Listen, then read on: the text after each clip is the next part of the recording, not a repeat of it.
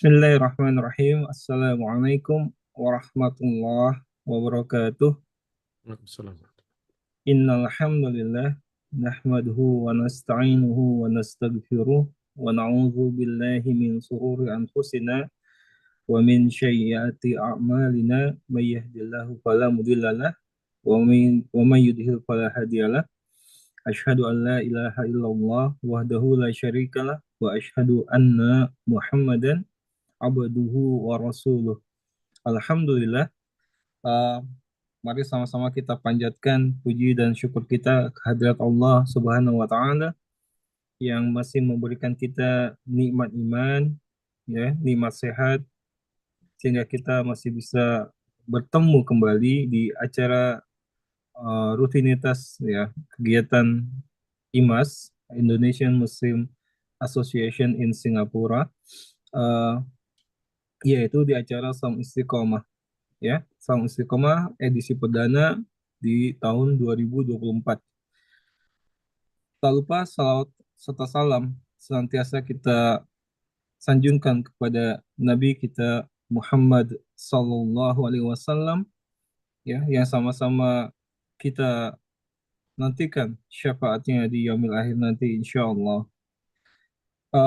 Bapak-bapak dan ibu-ibu jamaah IMAS rahimakumullah, mari sama-sama kita buka kegiatan kita hari ini dengan membaca lafaz basmalah. Bismillahirrahmanirrahim. Selanjutnya saya akan bacakan, ya, susunan acara untuk hari ini. Yang pertama itu adalah pembukaan. Alhamdulillah sudah kita buka kegiatan kita. Kemudian dilanjutkan oleh pembacaan ayat suci Al-Quran oleh Adinda Namira, ya, yang insya Allah akan membacakan surat Al-Insyirah beserta artinya. Ya, agenda ketiga yaitu tausiah dari Ustadz Agung, dan dilanjutkan dengan sesi tanya jawab. Ya. Dan terakhir itu adalah kesimpulan dan doa penutup. Ya.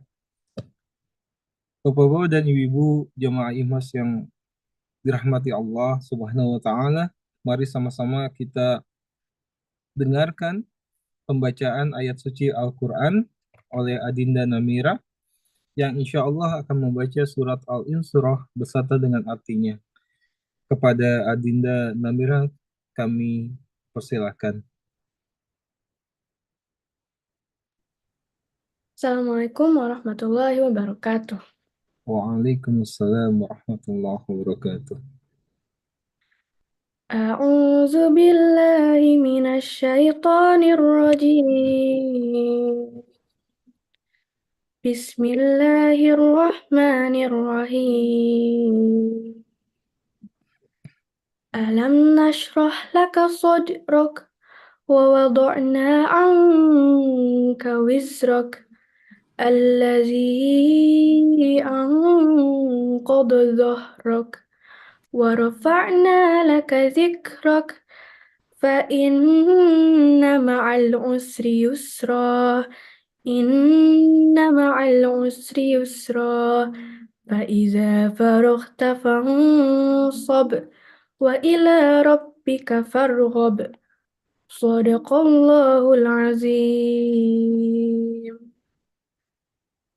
Aku berlindung kepada Allah dari setan yang terkutuk. Dengan nama Allah yang Maha Pengasih lagi Maha Penyayang. Bukankah kami telah melapangkan dadamu Muhammad, dan kami pun telah menurunkan bebanmu darimu, yang memberatkan punggungmu, dan kami tinggikan sebutan namamu bagimu. Maka sesungguhnya bersama kesulitan ada kemudahan. Sesungguhnya bersama kesulitan ada kemudahan. Maka apabila engkau telah selesai dari sesuatu urusan, tetaplah bekerja keras untuk urusan yang lain. Dan hanya kepada Tuhanmu lah engkau berharap. Maha benar Allah dengan segala firman-Nya. Wassalamualaikum warahmatullahi wabarakatuh. Waalaikumsalam warahmatullahi wabarakatuh. Alhamdulillah rabbil alamin. Telah sama-sama kita dengarkan pembacaan ayat suci Al-Qur'an yang dibacakan oleh Adinda Namira. Insya Allah yang membaca dan yang mendengarkannya insya Allah mendapatkan pahala dari Allah Subhanahu wa taala. Amin ya rabbal alamin.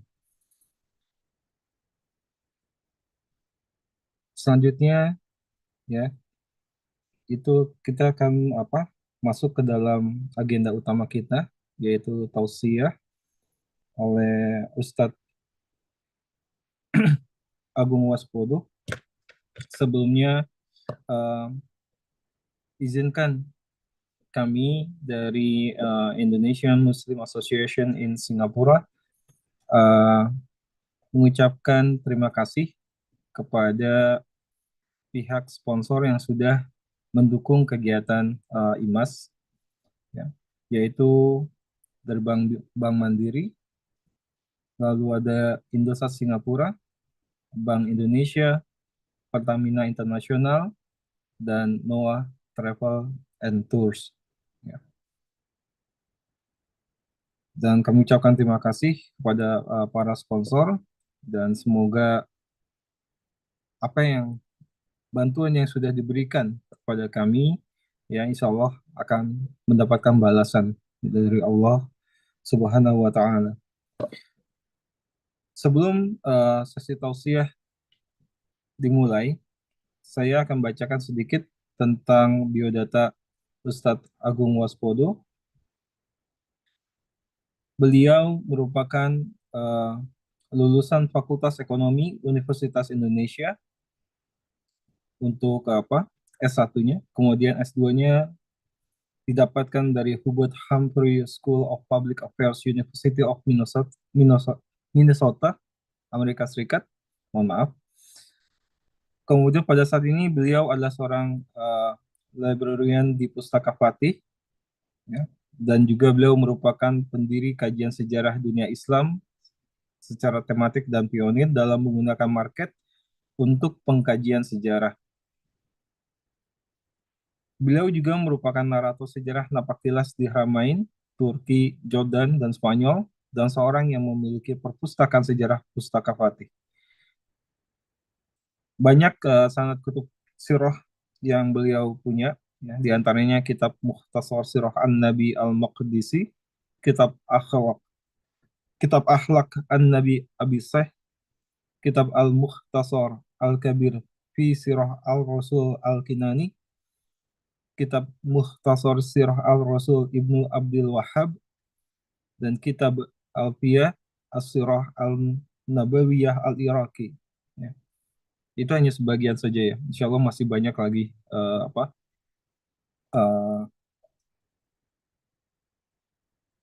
beberapa sanad yang beliau punya. Beliau juga merupakan narasumber tetap kajian Sirah Nabawiyah di Bank Indonesia, Pertamina, Indosat, Medco, di UI, Unilever, dan lainnya. Ya, dan juga beliau merupakan narasumber di dalam kajian tarikh dunia Islami di Masjid Raya Bintaro, Masjid Ar-Raudah, Grand Matoa, Masjid Al-Aqsa de Latinos BSD, Masjid Ashifa RSCM, kemudian di Majelis Taklim Hijratul Kafah, dan lainnya. Ya, itu sedikit tentang biografi Ustadz Agung Waspodo yang akan mengisi kegiatan kita hari ini. Ya, mohon maaf.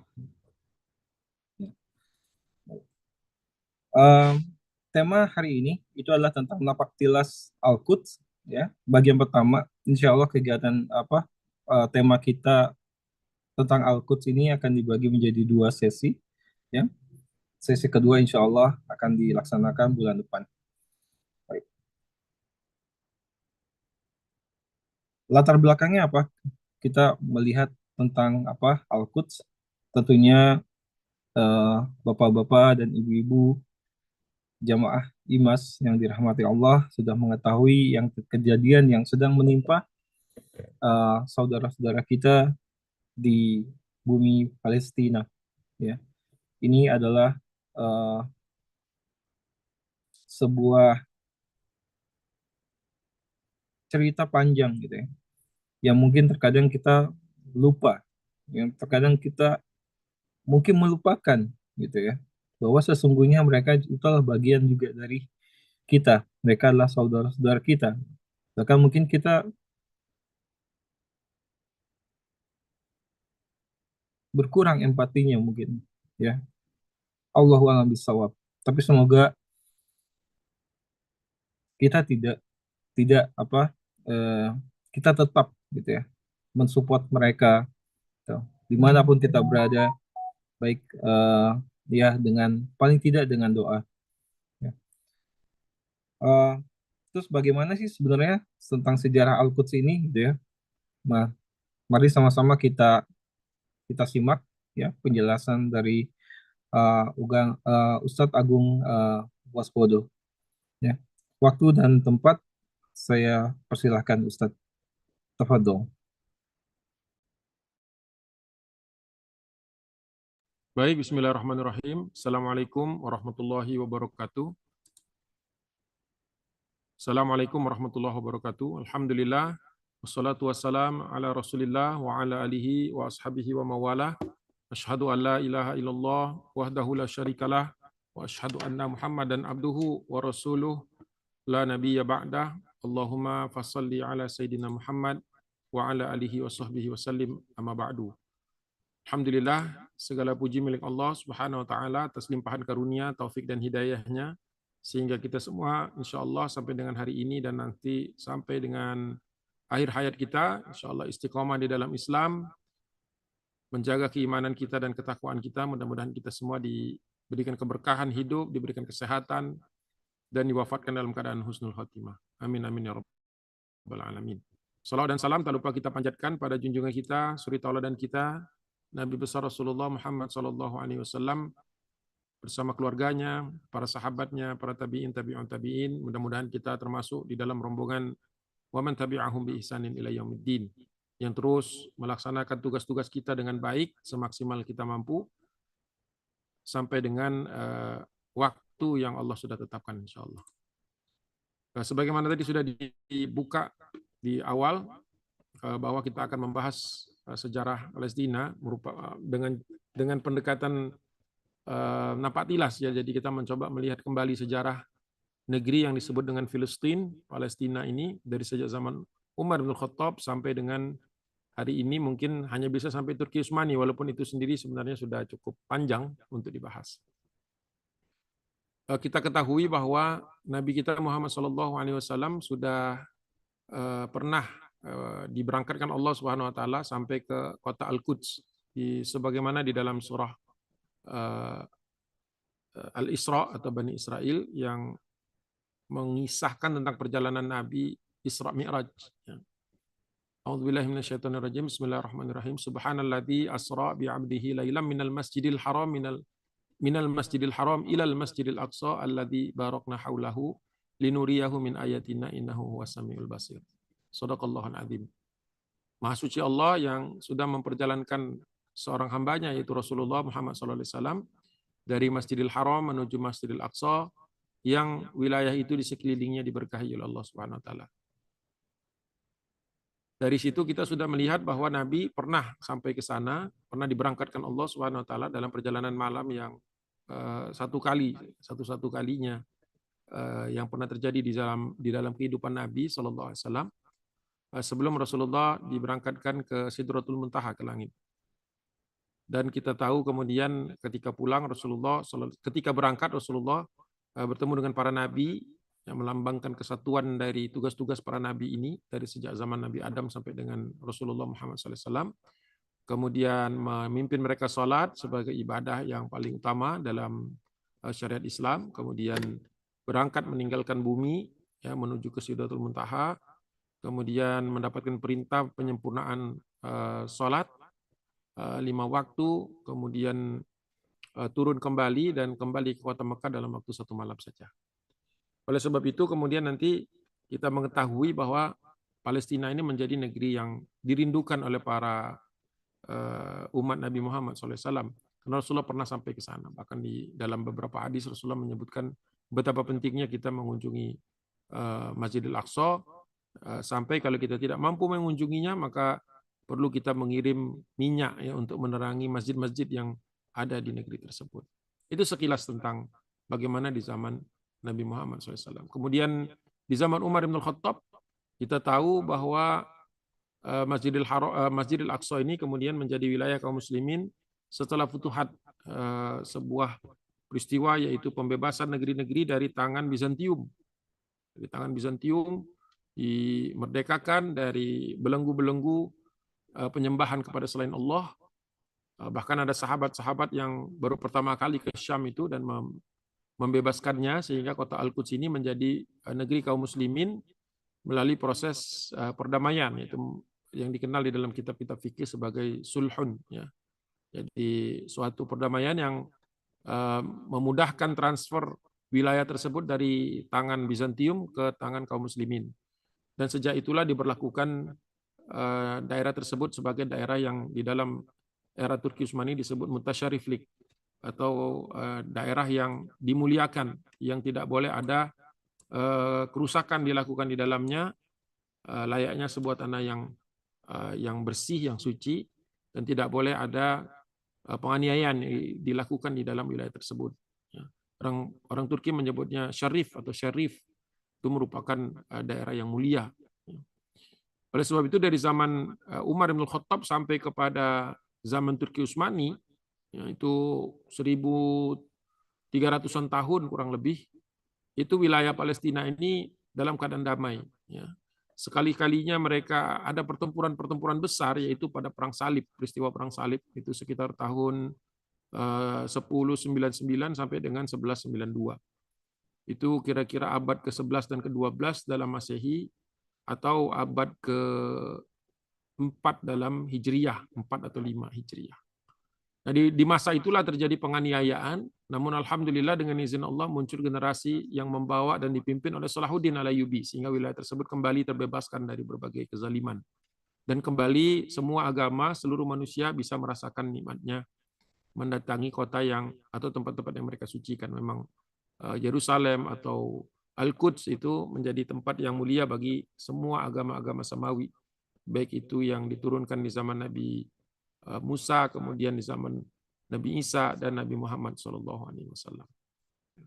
Nah, semuanya berubah ketika terjadi peristiwa yang sebenarnya tidak secara langsung mengakibatkan atau diakibatkan dari wilayah kaum muslimin.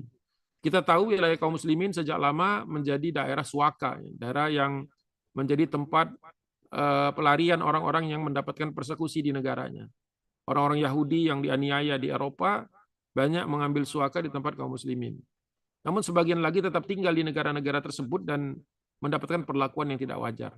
Salah satunya yang menyebabkan kemudian munculnya Zionisme itu adalah peristiwa penggiringan orang Yahudi di wilayah Rusia pada tahun 1791, sehingga mereka kemudian dipaksa tinggal di satu tempat yang disebut dengan Sherta Ostelosti atau Pale Settlement atau Pale Settlement. Kenapa orang Rusia memperlakukan demikian bengisnya terhadap orang-orang Yahudi ini? Karena mereka juga sudah kewalahan menghadapi Yahudi yang memang menguasai sektor-sektor strategis di Eropa sejak abad pertengahan, atau bahkan sejak abad sebelum pertengahan. Jadi dari sejak zaman kegelapan Eropa, itu mereka sudah mengambil alih pusat-pusat ekonomi dan posisi-posisi strategis, sehingga raja-raja di Eropa ini banyak yang terpaksa berhutang dengan orang-orang Yahudi ini. Dan mereka memiliki suatu kebiasaan, yaitu mengendalikan kerajaan-kerajaan ini dari belakang, yang menggunakan kekuatan-kekuatan ekonomi mereka. Nah, ketika mereka kemudian berhasil dikalahkan atau mereka itu dikumpulkan seperti yang terjadi di Rusia ini, maka timbul perlawanan.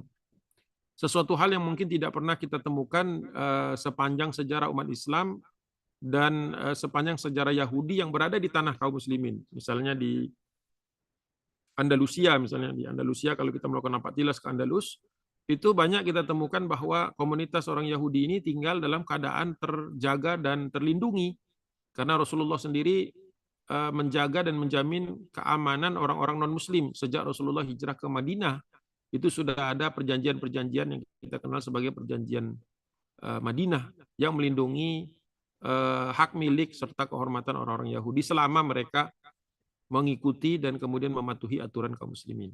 Juga di Aljazair, di Tunisia, bahkan di Mesir, mereka bisa menjadi menteri di zaman Mamalik atau zaman Mamluk. Bahkan di Turki Utsmani sendiri banyak orang Yahudi yang mencari suaka dan perlindungan di negeri Turki Utsmani. Bahkan kalau kita mungkin membaca dengan baik sejarah pembebasan Konstantinopel pun banyak yang kemudian orang Yahudi yang melarikan diri untuk berada di tempat-tempat aman di negeri kaum muslimin. Nah, sehingga sisa-sisa orang-orang Yahudi yang memang merupakan bagian dari orang-orang yang terlaknat dari Bani Israel, ya, di dalam surah Al-Maidah itu disebutkan lu'inal ladzina kafaru min bani Israil ala lisani Dawud wa Isa bin Maryam, bahwa telah terlaknat orang-orang kafir dari kalangan orang-orang Bani Israel karena mereka itu melakukan hal-hal yang menyebabkan mereka dilaknat oleh para nabi dari sejak zaman Nabi Daud, ya, baik itu Daud, Sulaiman, Ilyas, Ilyasa, Yunus, Zakaria, Yahya sampai Nabi Isa alaihissalam. Ya, kita tahu di dalam Al-Quran mereka membangkang kepada para nabi ini, mengusir, memfitnah, bahkan ada yang dibunuh oleh orang-orang Yahudi, sehingga mereka ini terlaknat. Nah, bentuk laknat itu adalah mereka dibiarkan oleh Allah Subhanahu wa taala dikuasai oleh bangsa-bangsa lain, termasuk bangsa Romawi, Bizantium, sehingga mereka ini banyak diperbudak dan dibawa ke negeri yang jauh dari negeri yang tadinya diberikan atau dijanjikan kepada mereka asal mereka mau taat kepada Allah Subhanahu wa taala, itu negeri Palestina. Banyak yang dibawa ke Eropa, ada juga yang dibawa oleh Persia, Mesopotamia, ke wilayah timur. Makanya kita tidak kaget kalau menemukan orang Yahudi di Asia Tengah, ya, di daerah Kaukasus. Apalagi kalau di wilayah kaum muslimin itu sudah pasti banyak orang Yahudi karena mereka merasa paling aman dan terlindungi di tempat-tempat itu. Nah, kembali ke kisah ini, orang-orang Yahudi ini kemudian mencari cara untuk meninggalkan syarta Osdelosti tadi, tetapi tidak untuk kemudian mereka, karena mereka itu merasa tertekan, maka mereka ingin mencari satu tempat yang mereka ingin jadikan tanah mereka sendiri. Ya, tentu saja tanah itu tidak ada karena mereka sendiri ketika diperintahkan Allah untuk masuk ke wilayah Palestina itu sendiri sudah membangkang terhadap Nabi Musa. Di dalam surah Al-Maidah mereka berkata, qala ya Musa lan nadkhulaha abadan ma damu fiha. Idhab anta wa rabbuka faqatila innaha huna qaidun. Wahai Musa, kami tidak akan mau masuk ke negeri yang dijanjikan itu selama-lamanya, selama masih ada orang-orang yang bercokol di sana. Berangkatlah engkau, idhab anta wa rabbuka, bersama Tuhanmu, faqatila, dan berperanglah kalian berdua, innaha huna qaidun. Kami menunggu di sini. Kami duduk di sini menunggu, menanti keputusan. Itu kebiasaan orang Yahudi, tidak mau mereka berusaha payah, tidak mau mereka berjuang, tapi ingin menikmati hasilnya. Nah, dalam kondisi seperti itu, kaum muslimin yang sudah lama menjadi tuan rumah bagi orang-orang Yahudi, komunitas Yahudi, baik itu di timur maupun di barat, sedang mengalami kemunduran. Dari tahun 1876, sebenarnya lebih awal lagi, tapi masa kepemimpinan Sultan Abdul Hamid II sebagai pemimpin tertinggi Kekhilafan Turki Utsmani, waktu itu mewarisi banyak kelemahan-kelemahan yang disisakan dari abad sebelumnya, atau dari awal abad ke-19, yaitu era Tanzimat ketika orang-orang Turki mengganti undang-undang dasar mereka dari syariat menuju aturan Eropa atau aturan-aturan sekuler, sehingga terjadi banyak kemunduran. Kemudian Inggris juga melakukan intervensi sehingga Mesir pada tahun 1838 berhasil melepaskan diri dari Turki. Dan ini nanti merupakan salah satu penyebab kenapa negeri-negeri kaum muslimin khususnya yang ada di Timur Tengah itu menjadi lemah, ya. Karena adanya perpecahan, mereka tidak lagi bersemangat untuk berada di dalam satu naungan, tetapi ingin menciptakan negeri-negerinya sendiri, sebagaimana Mehmet Ali sempat didukung oleh Inggris untuk merdeka dari Turki Utsmani. Karena memang pada tahun 18-an ini, 1820-an sampai dengan akhir abad ke-19, memang ada pendekatan atau pandangan nasionalisme Barat yang ingin mendirikan negeri-negeri secara sekuler, jauh dari aturan-aturan agama, baik itu agama Nasrani yang mereka anut di sebagian besar wilayah Eropa maupun aturan-aturan lain. Dan ini ternyata diadopsi oleh negeri-negeri kaum muslimin, sehingga mereka lepas satu persatu.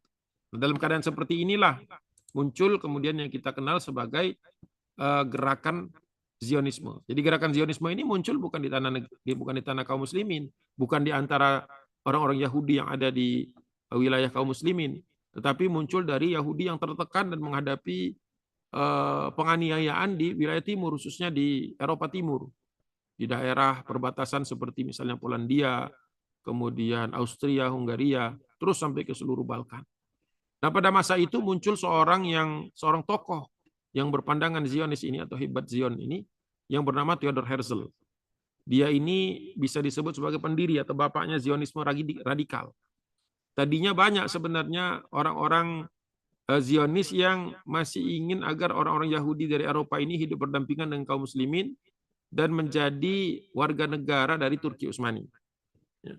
Perlu dicatat bahwa sampai dengan abad ke-19 awal penduduk yang tinggal di Palestina itu memiliki kartu identitas sendiri dan itu mendapatkan legalisasi dari Istanbul, dari Turki Utsmani.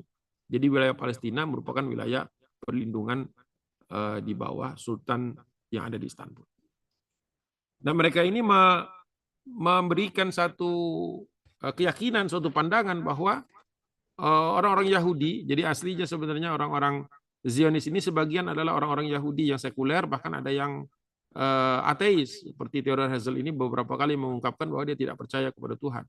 Tapi dia menggunakan retorika-retorika agama, khususnya Yahudi, untuk meyakinkan orang-orang Yahudi ini agar mereka mau mengikuti konsep yang dia gagas, yaitu Zionisme, garis keras atau garis radikal.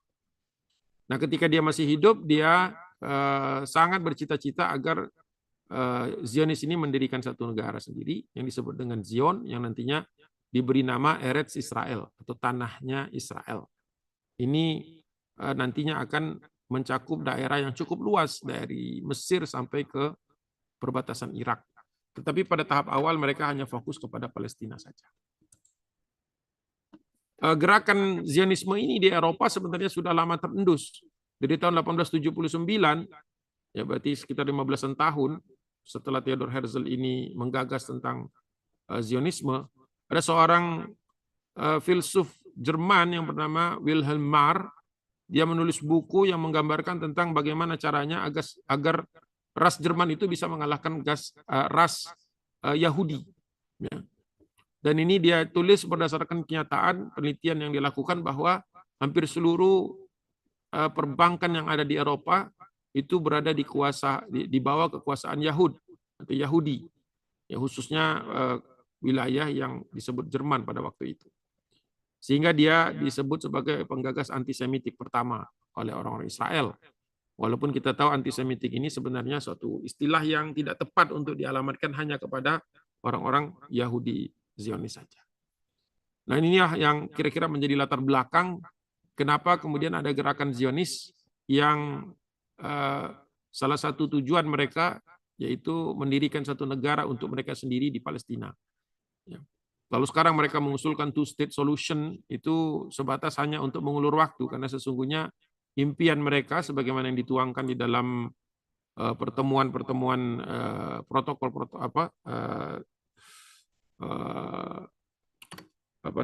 kongres, ya, protokol Zion itu dikeluarkan di Kongres Zionis pertama di kota Basel, Swiss.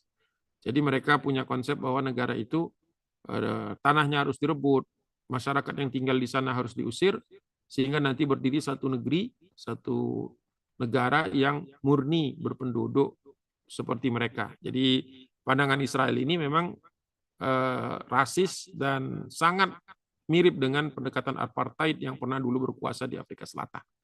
Itulah sebabnya kenapa pemerintah Afrika Selatan sekarang yang tidak lagi dipegang oleh orang-orang kulit putih itu sangat anti terhadap Zionisme, karena mereka ingat bagaimana tidak enaknya tinggal di bawah negeri yang segregasi, yang memisahkan antara orang kulit putih dan kulit yang berwarna lainnya.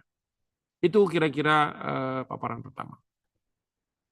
Nah, di beberapa kali demonstrasi yang kita lihat di akhir-akhir ini dari tahun 2000-an, banyak orang-orang Yahudi ortodoks sebagaimana pakaian yang mereka biasa gunakan seperti di gambar ini, ikut berdemonstrasi mengutuk Israel dan membela Palestina. Ini menunjukkan bahwa dahulu memang Yahudi itu tidak semuanya terpengaruhi oleh gerakan Zionis. Jadi tidak semuanya. Bahkan Yahudi yang sudah tinggal ratusan tahun bersama kaum muslimin di wilayah Palestina sebelum kedatangan rombongan pertama yang dikenal sebagai Elia pertama, itu rombongan Zionis pertama yang mendarat di Palestina, mereka biasa hidup dengan kaum muslimin. Bahkan orang-orang Yahudi ini yang sudah lama tinggal bersama kaum muslimin termasuk orang-orang yang tergusur di dalam di dalam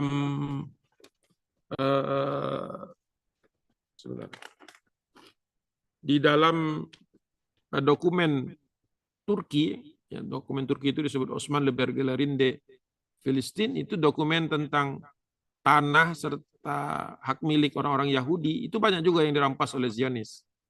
Bahkan mereka dicap sebagai pengkhianat ras Yahudi karena dianggap bisa hidup berdampingan dengan Muslim dan agama lainnya.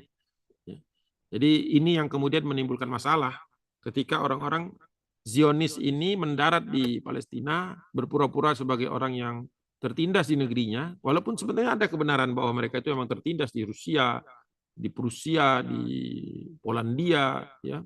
Hampir seluruh negara Eropa Timur itu pernah mempersekusi Yahudi, memburu-buru mereka, membunuh mereka. Tetapi mereka ternyata mendarat di Jaffa itu dalam rangka membangun sebuah negara yang akan menjadi rasis sebagaimana bangsa-bangsa yang pernah mereka tinggal di dalamnya, yaitu di Eropa. Jadi mereka ini sederhananya mungkin mereka ini dipersekusi di Eropa, tetapi kemudian melakukan hal yang serupa terhadap kaum muslimin dan orang Nasrani dan orang Yahudi yang ada di Palestina. Jadi mereka ini tidak suka terhadap perlakuan orang lain, tapi melakukannya kepada orang lain. Jadi masalah kedatangan Yahudi Zionis ini menimbulkan keresahan. Ya, menimbulkan keresahan, terutama bagi mereka yang sudah lama hidup rukun di Palestina. Ini tahun 1882. Di tahun yang sama terjadi banyak laporan di dalam buku Osmanlı Belgelerinde Filistin itu disebutkan bahwa banyak laporan komplain, ya, banyak keluhan kepada Sultan melaporkan bahwa kehidupan di Palestina menjadi rusak, ya, ketertiban, ketentraman itu menjadi terganggu sejak datangnya Hibat Zion, rombongan Zionis. Maka diberlakukan undang-undang yang membatasi migrasi Yahudi ke wilayah Mutasyirif Filistin, termasuk juga banyak yang pejabat-pejabat yang dimutasi atau dipecat oleh Sultan Abdul Hamid II, karena mereka ini menerima suap, menerima sogokan untuk membiarkan orang Yahudi masuk melampaui batas yang diperbolehkan secara hukum. Inilah masa perubahan demografi itu ketika Yahudi Zionis ini jumlahnya berkembang, terus bertambah dari tahun ke tahun, sehingga nanti di tahun 1948 mereka berani mendirikan Israel laknatullah alaihim ajma'in. Bahkan di antara mereka ada yang cukup kaya untuk menanamkan uangnya, berinvestasi untuk kereta api yang nantinya akan mempermudah kedatangan orang-orang Zionis ke seluruh wilayah Palestina. Kasus tentang Alfred Dreyfus ini saya skip saja. Nah, lahirnya Zionisme ini seperti yang saya sudah katakan, bukan oleh satu orang, tetapi oleh banyak orang. Namun yang mendominasi katakanlah perpolitikan di Eropa Timur dan nantinya menyebar ke Eropa Barat itu adalah Theodor Herzl. Ya. Theodor Herzl. Sebentar, ini slide-nya nggak keluar.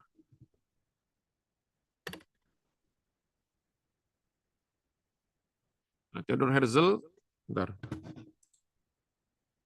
Mudah-mudahan tidak ada masalah.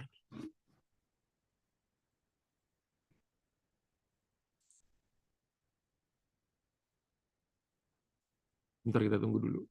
Jadi Theodor Herzl itu menulis buku, ya, yang berjudul judul buku tersebut dia beri judul Negeri Yahudi atau Negara Yahudi, dari Judenstadt.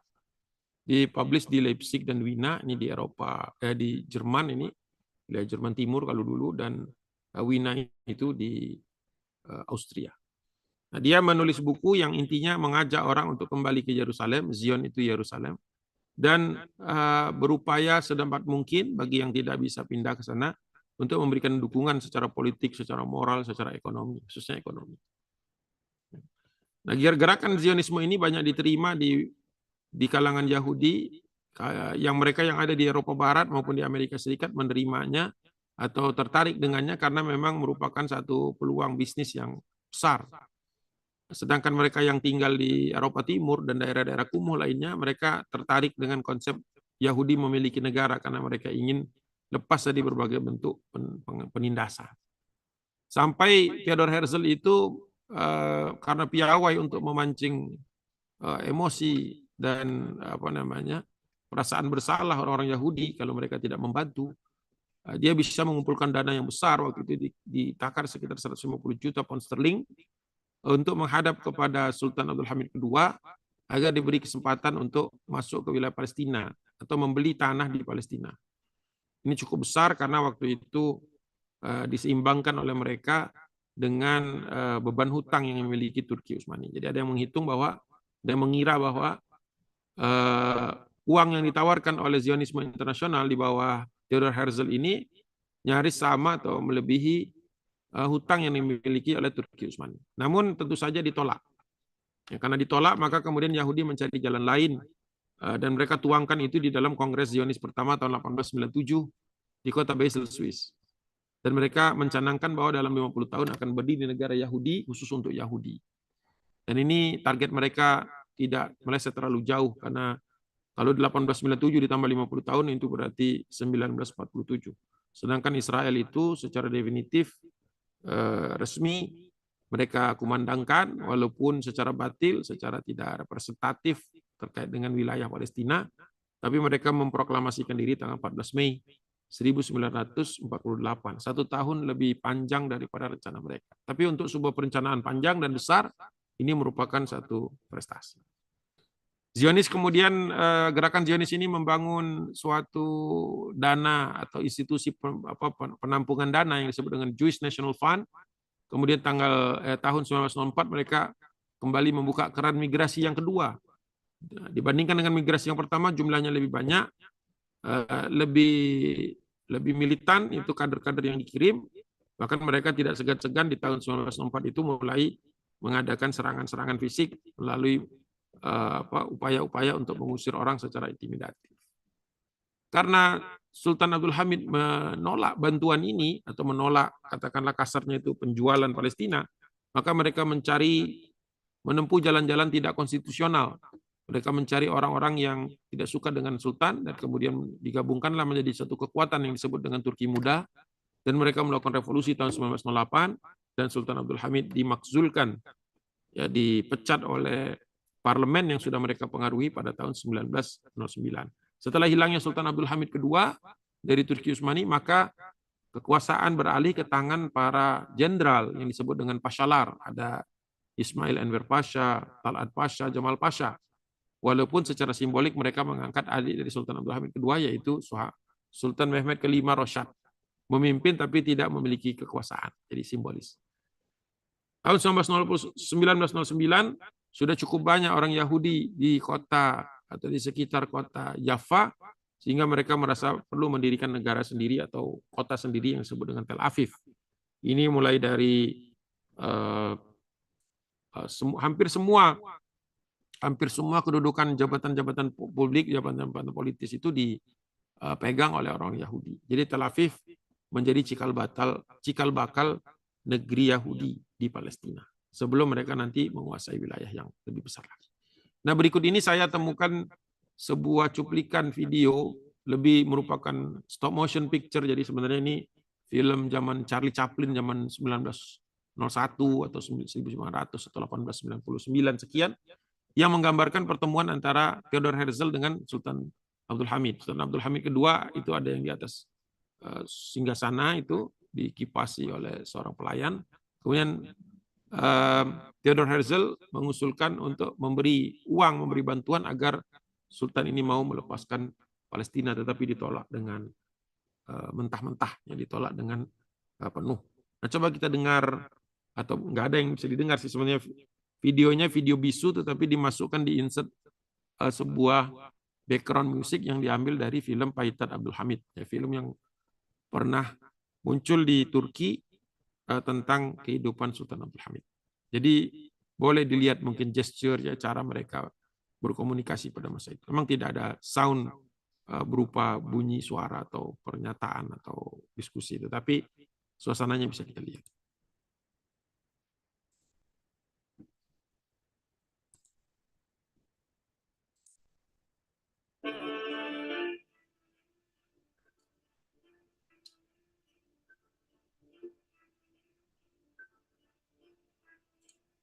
Itu yang menghadap yang lebih tinggi berdirinya dan tidak menggunakan topi itu adalah Theodor Herzl.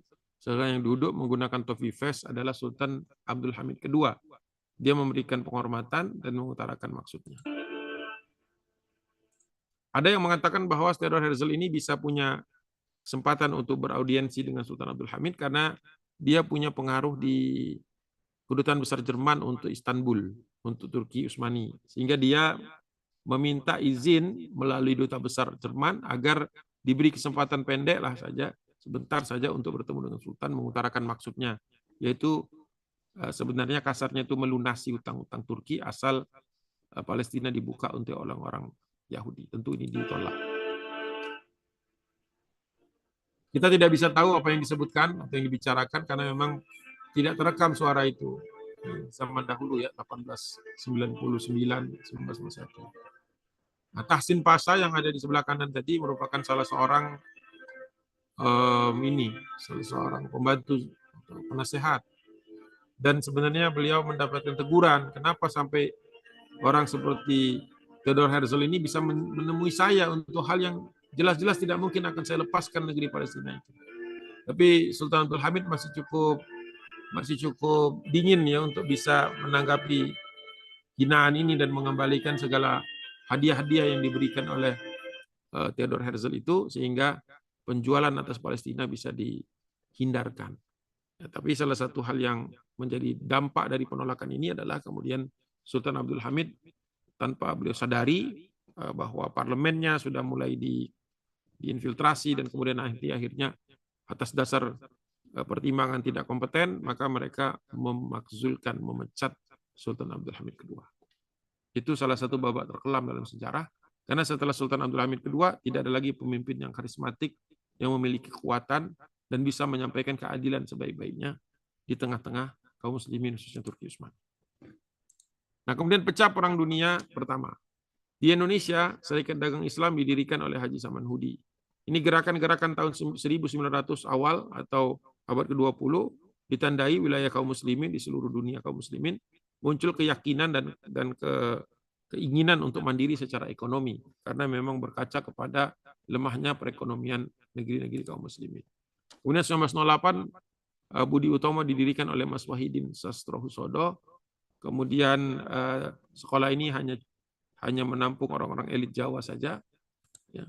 Kemudian ada reaksi atas hal tersebut, yaitu munculnya yayasan-yayasan atau gerakan-gerakan Islam yang berbasis pendidikan. Salah satunya adalah Muhammadiyah yang didirikan oleh Kiai Haji Ahmad Dahlan tahun 1912 di Yogyakarta. Kemudian mulai tahun 1914 sampai 18 terjadi Perang Dunia Kedua, meletus Perang Dunia Kedua, walaupun tidak melibatkan Belanda maupun Hindia Belanda, Indonesia. Namun Perang Dunia ke-1 itu sempat menyeret Turki Utsmani ke dalam Perang Dunia, ya, ikut di dalam poros Jerman, Austria-Hungaria, Bulgaria, dan Turki Utsmani. Yang dilawan adalah sekutu, yaitu Perancis, Inggris, Rusia, kemudian Italia dan Amerika Serikat muncul akhir. Tapi peperangan atau Perang Dunia Pertama ini yang sebenarnya sudah banyak ditawarkan kepada Sultan Abdul Hamid kedua, tetapi ditolak. Karena beliau tahu peperangan Eropa bukan menjadi concern utama beliau. Bahkan beliau curiga perang ini hanya dibuat untuk menjebak Turki agar Turki bisa diatur di kemudian hari. 1915 muncul pergerakan Yong Java didirikan oleh saudara Watiman Wiryo Sanjoyo. Ini bereaksi atas elitisme Budi Utomo. Yong Java lebih terbuka dan nanti lebih Islami lagi ketika muncul Yong Islamiyeten Bond, yaitu persatuan anak-anak muda Muslim ya, di Indonesia. Tapi ini tonggak sejarah yang perlu kita ketahui. Nah, ketika perang meletus, baru 1 tahun berjalan, ada perjanjian rahasia antara Sykes dengan Picot, orang Inggris, diplomat Inggris dan diplomat Prancis, dan menyusun rencana agar kalau Turki nanti kalah di akhir Perang Dunia Pertama, seolah-olah mereka sudah tahu, maka wilayah yang lepas dari tangan Turki itu nanti akan dibagi menjadi 2. Wilayah zona kekuasaan Prancis dan zona kekuasaan Inggris. Seperti peta di sebelah kanan itu. Inggris menguasai Irak dan sebagian besar wilayah Irak. Juga Inggris menguasai wilayah Kuwait sampai ke Baghdad. Sedangkan Syria itu hampir semuanya di bawah French Mandate. Kemudian Palestina khusus French, British, and Russian Mandate atau protection. Kemudian Rusia mengambil alih Armenia.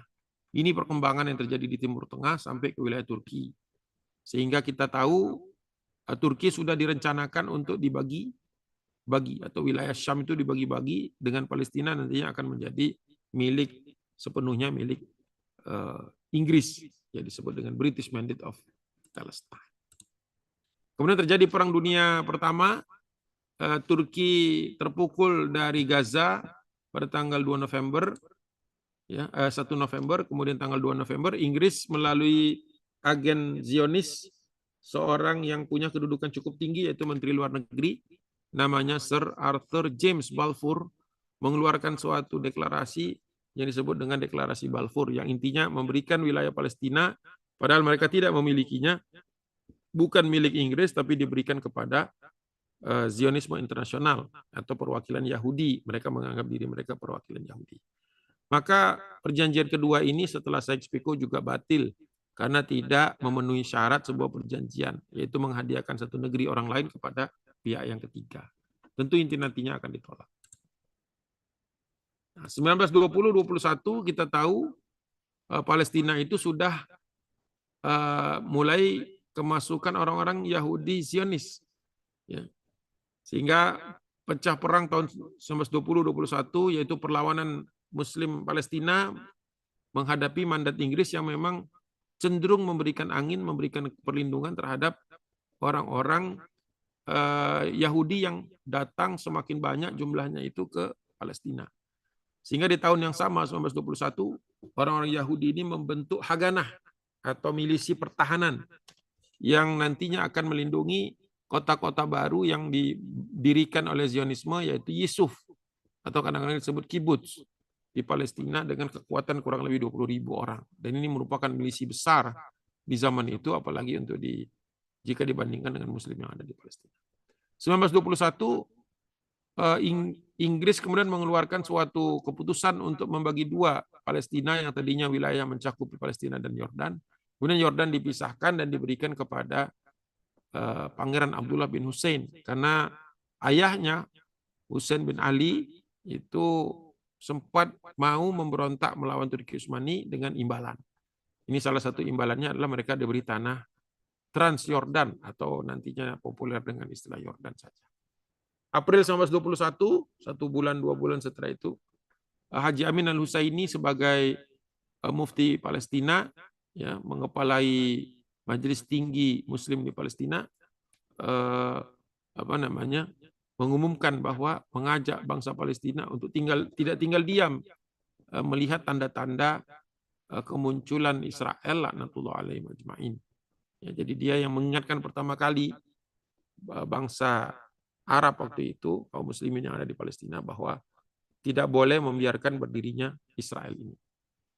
1922, White Paper menguatkan deklarasi Balfour dengan batasan migrasi Yahudi. Jadi mereka mengatakan bahwa orang Yahudi itu wilayahnya di seluruh Palestina sekian-sekian. Dan itu nanti kita akan lihat di peta yang lain.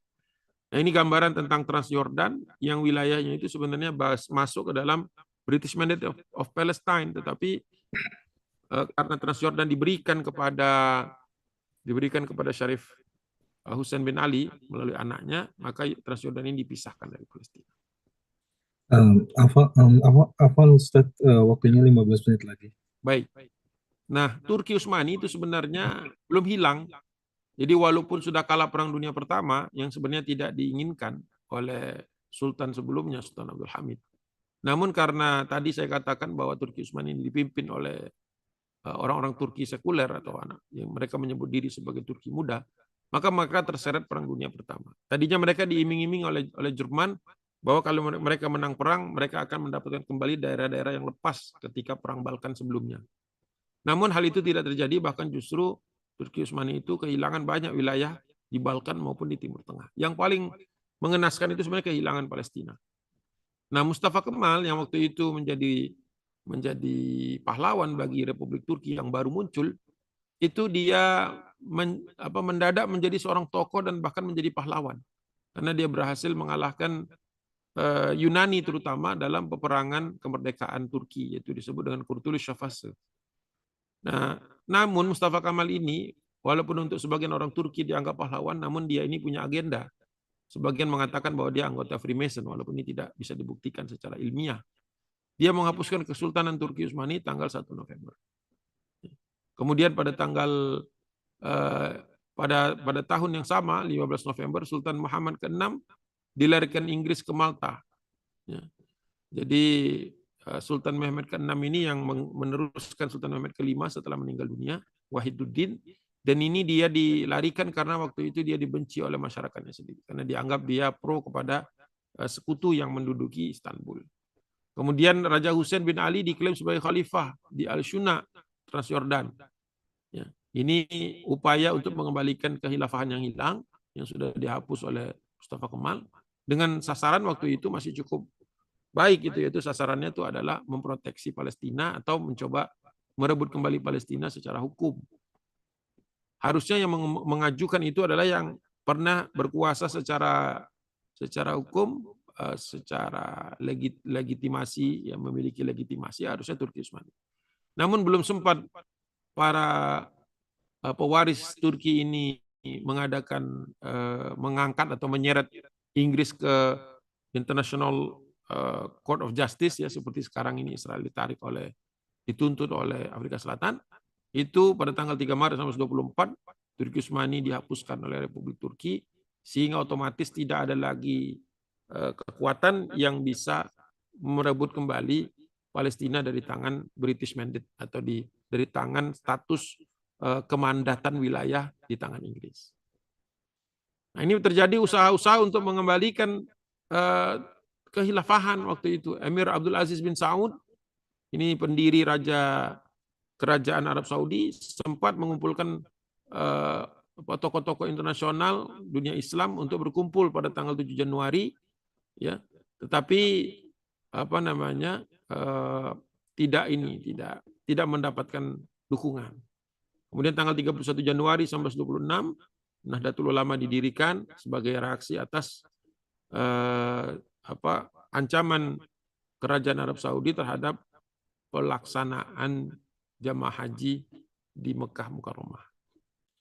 Kemudian tanggal 22 April diselenggarakan Kongres Khilafah di Kairo. Ini diprakarsai oleh Raja Farouk dalam rangka Raja Fuad untuk menyusun kembali kekuatan untuk merebut Palestina. Tapi ini juga kandas karena Inggris menutup akses kaum muslimin untuk datang ke Kairo pada bulan itu.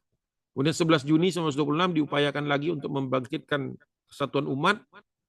Waktu itu tidak tanggung-tanggung konferensinya dilaksanakan di Mekah.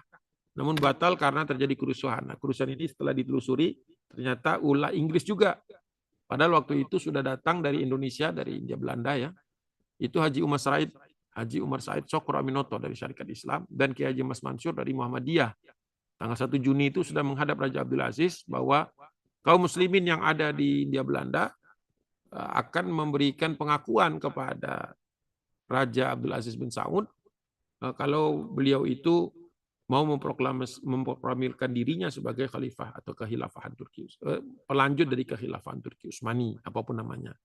Nah, kalau itu bisa dilaksanakan, sebenarnya entitas tadi, ya, entitas kesatuan umat ini bisa menuntut dunia untuk mengembalikan Palestina pada mereka. Tetapi ini tidak bisa terjadi atau tidak urung dari kejadian atau urung dilaksanakan karena umat Islam tidak bisa memiliki kata sepakat atas nasib Palestina di tahun ini, padahal Israelnya belum berdiri. Nah, itu mungkin pembahasan singkat saya karena tidak mungkin dalam waktu sangat cepat ini menyampaikan semuanya, tapi paling tidak ada garis besar. Nanti di tahun 30-an, mungkin sederhananya tahun 30-an nanti akan datang aliyah berikutnya, kemudian komposisi demografi Palestina itu berubah dari yang tadinya mayoritas Muslim, kemudian menjadi hampir 2/3, kemudian menjadi nyaris separuh.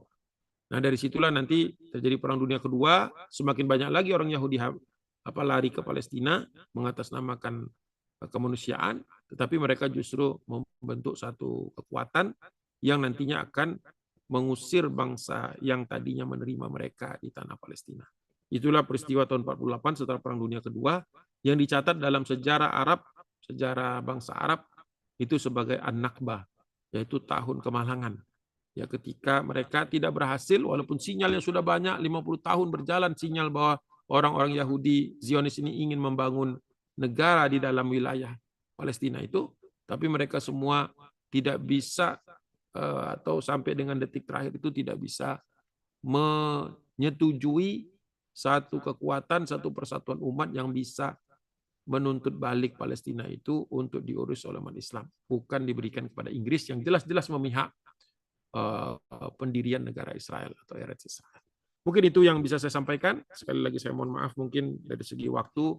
Mudah-mudahan kita bisa bahas yang belum terbahas, mungkin kita bisa bahas melalui pertanyaan atau nanti kita akan pindahkan dalam pertemuan selanjutnya. Billahi taufiq wal hidayah. Assalamualaikum warahmatullahi wabarakatuh. Waalaikumsalam warahmatullahi wabarakatuh. Alhamdulillahirabbil alamin. Terima kasih Ustadz Agung atas penyampaian materinya. Ini seperti apa ya? Ini seperti menonton film Jason Bourne nih, Ustadz. Jadi ada banyak intriknya gitu ya. Dari ya ternyata memang ada ya seperti itu ya kejadiannya ya. Ya, memang kejadiannya itu amat menyesakkan kalau kita lihat. Sebenarnya bisa avoidable sebenarnya, tapi persatuan itu harga mahal dari dulu ya. Satu harga mahal yang tidak. Berarti ini nih memang persatuan itu menjadi masalah ya. Memang bukan masalah yang maksudnya bukanlah sesuatu yang baru gitu ya. Tetapi memang sudah dari dulu itu merupakan masalah terutama bagi umat Islam itu sendiri ya, Ustaz. Kalau dalam konteks sejarahnya memang lepasnya Mesir dari Turki Utsmani itu merupakan gong lepasnya yang lain-lain. Jadi lepasnya Mesir 1836 itu, dan itu Inggris sangat bersemangat. Inggris sangat bersemangat mendukung Mehmet Ali itu yang ada di Mesir itu. Dia orang Albania tapi menjadi penguasa Mesir nantinya. Itu untuk melepaskan diri. Awalnya masih otonom, semi-otonom, sampai kemudian full otonom, sampai kemudian akhirnya mereka merasa sudah boleh meninggalkan. Nah itu nanti di situ lepasnya. Makanya Inggris nanti menduduki Mesir. Nah dari Mesir mereka ke Sinai, dari Sinai satu langkah lagi masuk Palestina. Tapi nunggu sebuah kasus. Apa nih kasusnya sehingga melegitimasi masuk ke Palestinanya? Maka dibuatlah Perang Dunia Pertama itu. Sultan Abdul Hamid sebenarnya sudah tahu nih Perang Dunia Pertama itu kan mau dilancarkan, mau dirilis itu kan sekitar tahun 1905 sebenarnya aslinya. Tapi ditahan 1906, ditahan lagi 1908, masih ditahan beliau, makanya beliau dijatuhkan. Itu jadi tidak terpancing dengan perang karena beliau tahu kalau ikut-ikutan perang Eropa yang rugi ya tentunya bukan orang Eropa. Oh, baik. Terima kasih Ustadz. Baik, Bapak Ibu jemaah IMAS yang dirahmati Allah. Setelah ini silakan ya kalau ingin mengajukan pertanyaan ya. Boleh. Itu ada di mana? Linknya sudah diberikan atau memang jika itu boleh juga diajukan ke mana? Ke di chatnya, di chat Zoom itu juga dipersilakan ya. Mungkin Barik bisa cek juga untuk yang di YouTube ya. Oke. Baik, ini mungkin ada pertanyaan Ustadz yang kalau yang pertama dan kedua sepertinya ini bersambung ya. Oke, mungkin karena nggak sedikit ininya. Saya bacakan dulu pertanyaan yang pertama. Apa yang menyebabkan permulaan abad 19 ada beberapa wilayah di bawah Kesultanan Turki ingin memisahkan diri? Nah, ini apakah karena konflik internal, hanya hasutan dunia barat, tersandera hutang, atau balas budi, atau tipu daya? Ini bagaimana, Ustadz? Ya. Jadi ini ada 3 buku nih ya. The Arabs of the Ottoman Empire, Arab Movements in World War I, sama Young Turks. Ada 3 buku nih ya. Mungkin nggak kelihatan kalau pakai background. Sebentar, coba. Saya keluarin backgroundnya dulu supaya bukunya saya bisa tampilkan. Mungkin nanti kalau ada yang bisa cari sendiri. Jadi penjelasannya sederhana. Ada 3 faktor sebenarnya yang menyebabkan daerah-daerah itu lepas ya. Jadi kemudian hari lepas atau kemudian semi independen, akhirnya bahkan ada yang benar-benar memberontak ya. Memberontak lepas itu ada. Nah, ini Di Arabs of the Ottoman Empire ini menarik buku ini. Buku ini adalah buku yang menggambarkan betapa bangsa Arab itu sejak tahun 1516 itu tidak seluruhnya, tidak sepenuhnya suka berada di bawah Turki sebenarnya. Jadi ada perasaan bahwa bangsa Turki itu bangsa di bawah Arab gitu. Jadi kan kalau mengikuti teorinya Ibnu Khaldun di dalam kitab Al-Ibar itu ya, muqaddimah dari kitab Al-Muqaddimah, itu muqaddimahnya itu menyebutkan bahwa ketika bangsa suatu negeri muslim itu asobiyahnya lebih tinggi daripada ukhuwahnya, maka dia akan mengalami kemunduran. Jadi tanda-tanda kemunduran itu adalah ketika satu kaum merasa lebih hebat dari yang lain. Itu kan sebenarnya yang dihilangkan oleh Rasulullah ketika hijrah dan ketika Rasulullah membangun masjid dan mempersaudarakan muhajirin dan ansor kan. Sampai kemudian pidato Rasulullah ketika haji wada gitu kan, bahwa tidak ada kelebihan orang Arab dibandingkan orang non-Arab kecuali atas dasar ketakwaan. Kemudian Rasulullah membacakan inna akramakum innallahi atqakum. Sebenarnya itu sudah beres tuh kalau itu dipegang aja. Tapi seiring dengan perjalanan waktu ya tadi muncul lagi yang dulu yang sudah pernah hilang, perasaan-perasaan bangga kepada ras itu muncul lagi. Dan itu bahkan sejak Andalus itu sudah muncul, sudah kelihatan, tapi memang masih bisa diredam karena masih ada pemimpin yang adil gitu-gitu. Nah, ketika di akhir abad ke-19 ini, memang kondisinya cukup rumit gitu. Memang secara ekonomi terganggu, luar Eropa terutama memasukkan paham nasionalisme, supaya orang-orang ini tidak puas di bawah Turki gitu kan, mulai ditunjol-tonjolkan itu kekurangannya. Padahal sebenarnya kekurangan Turkisme itu dibandingkan kelebihannya jauh lebih sedikit gitu. Tapi tadi karena ada yang mengipasi gitu istilahnya, kayak sate itu kan dikipas, akhirnya asapnya kemana-mana. Karena asapnya kemana-mana timbullah kemudian ketidaksukaan itu. Apalagi kemudian ya ada bibit-bibitnya tentu saja. Ada lagi yang mengatakan bahwa mengangkat hadis-hadis doif tentang atau hadis-hadis palsu tentang bahwa orang-orang Turki ini adalah tanda-tanda akhir zaman gitu. Jika muncul nanti akan rusaklah sendi-sendi ke masyarakatan. Jadi disuntik juga itu dengan hadis-hadis yang doif kemudian disalah tafsirkan, dengan hadis-hadis maudhu yang palsu yang kemudian digembor-gemborkan. Akhirnya terjadi muncul kebencian gitu. Kebencian akhirnya bentuknya adalah ketidaktaatan, lama-lama kemudian muncul Arab Movement. Nah, Arab Movement ini nanti memang mengkristalnya itu di Perang Dunia ke-1, 2-3 tahun lah sebelum Perang Dunia ke-1. Itulah yang menyebabkan akhirnya tidak semua bangsa Arab itu kemudian mendukung Turki. Gitu. Nah, dimunculkanlah macam-macam ya, sampel-sampel buruk diangkat gitu ya. Lupa akan kebaikan-kebaikannya dan lupa akan bahaya disintegritas itu. Jadi akhirnya masalah yang sifatnya furu yang sebenarnya tidak ya artinya boleh kita ada kan hal-hal yang debatable, ada hal-hal yang memang kita masih bisa bertenggang rasa. Tetapi itu diangkat-angkat melebih-lebihkan dari persatuan yang seharusnya sudah dijaga ribuan tahun.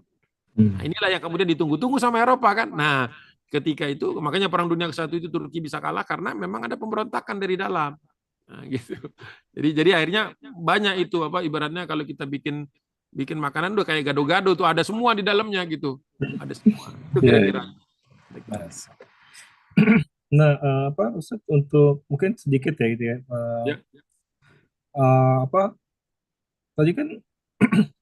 Tadi kan itu ada tuh keluar tuh akhirnya ada hadis-hadis yang palsu lain sebagainya. Itu apa memang tidak di counter gitu, tidak ada counter sama sekali, atau memang karena saat itu sudah istilahnya ya, sudah terlalu kuatnya katakanlah media dalam tanda kutip gitu ya, sehingga klarifikasi itu jadinya tidak ada efeknya sama sekali atau gimana Ustaz?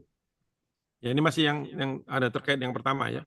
Jadi memang sebenarnya ketaatan itu masih kuat karena umat ini kan masih berhaji, masih datang ke sana. Fatwa itu di Mekah dan Madinah itu hampir seluruhnya memang dikonsultasikan dulu dengan kepentingan-kepentingan teritorial juga gitu, tidak bisa langsung begitu saja.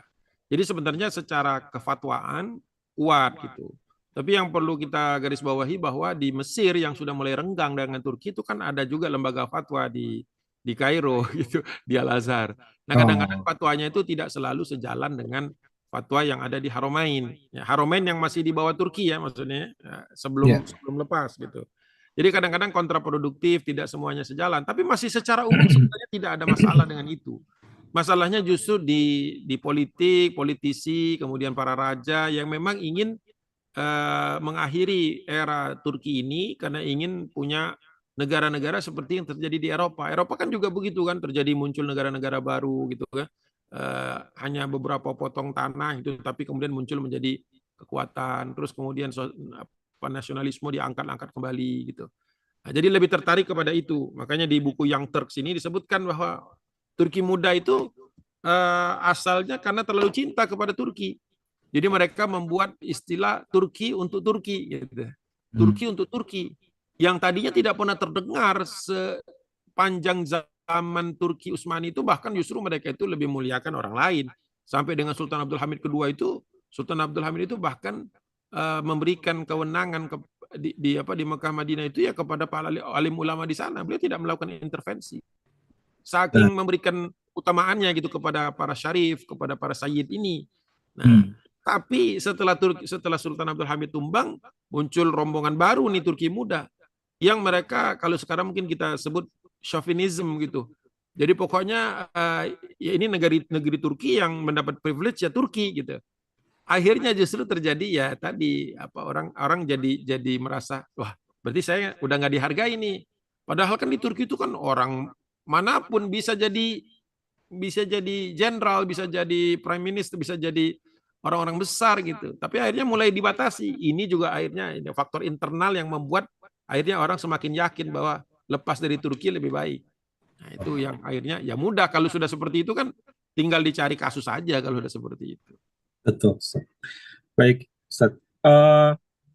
Oke, jadi pertanyaan 1-2-nya sudah ya. Oke. Mungkin sebelum yang ke lanjut yang pertanyaan berikutnya, mungkin saya sedikit ini saja sampaikan lagi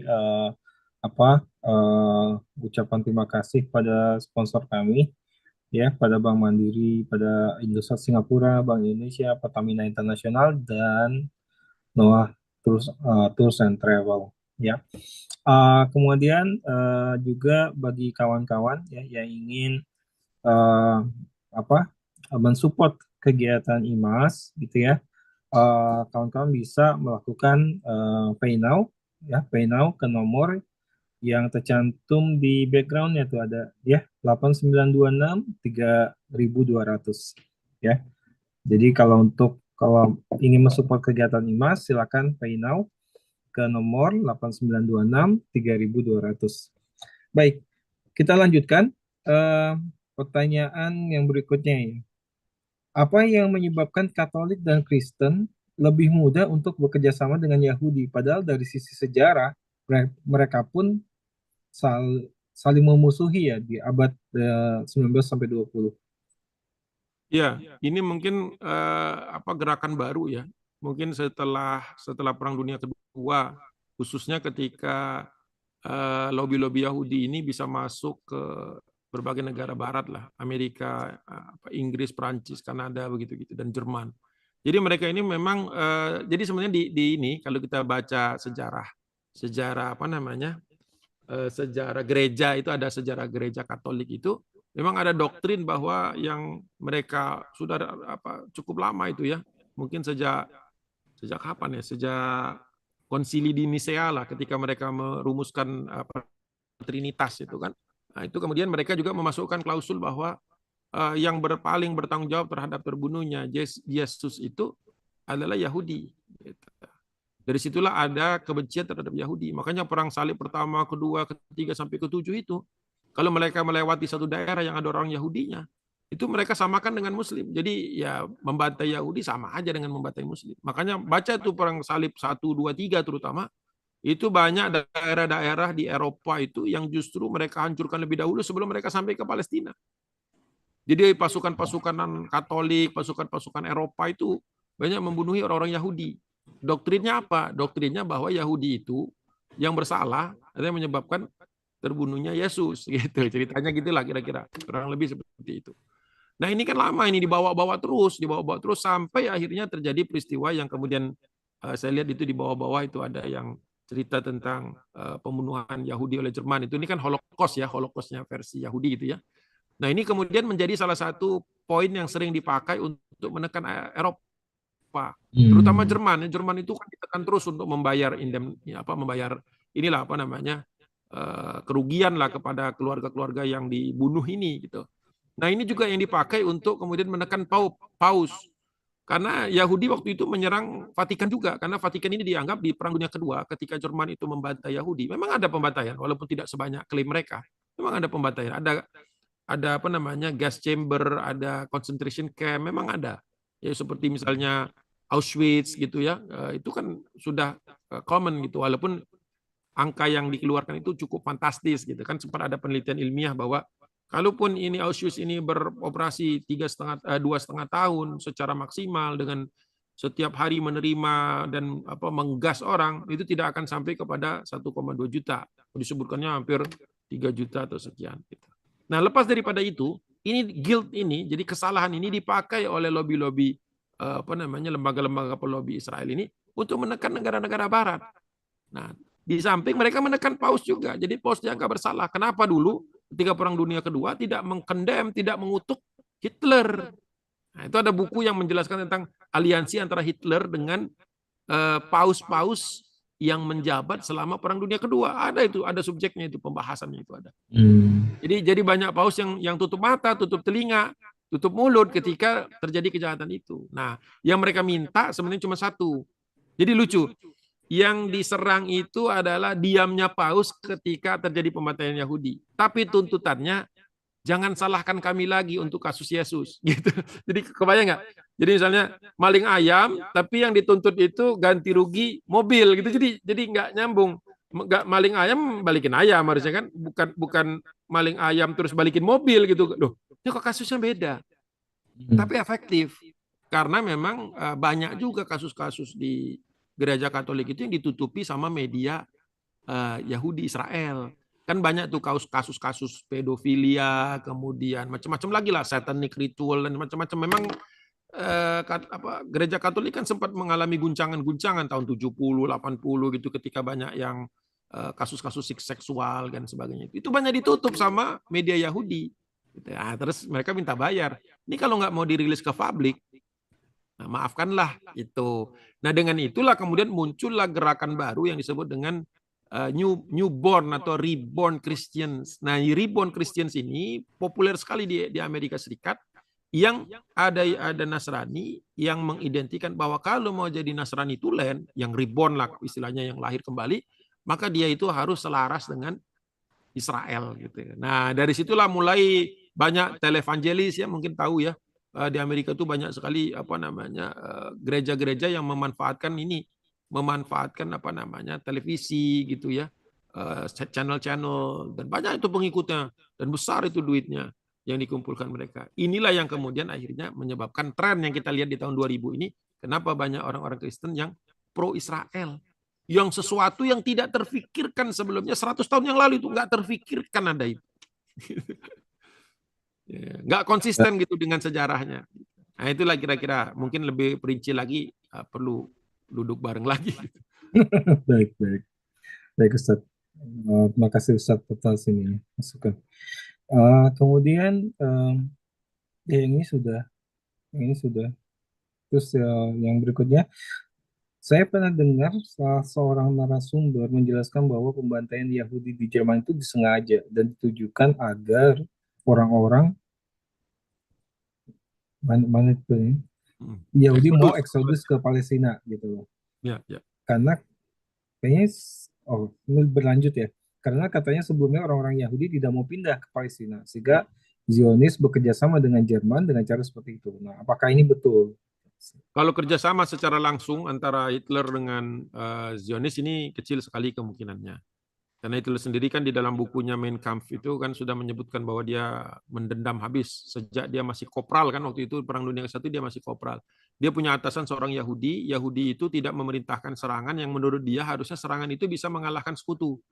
Jadi dia dendam habis dengan Yahudi gitu. Nah, itu kasusnya yang Dreyfus tadi, Alfred Dreyfus tadi itu Yahudi di kalangan kemiliteran Prancis. Nah, di Jerman juga ada yang seperti itu. Jadi kalau kerja sama langsung tidak. Tetapi bahwasanya Hitler itu sempat diangkat di dalam Kongres Zionis, nama yang muncul tahun 30-an, 36, 37 yang sudah sangat dikhawatirkan. Jadi Yahudi ibaratnya sudah ada red notice bahwa Hitler ini kalau dibiarkan berkuasa dia akan berbahaya bagi Zionisme. Tapi nama tersebut hilang di kongres-kongres berikutnya hilang.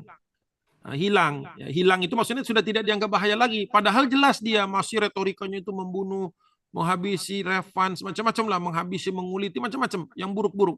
Kenapa dibiarkan?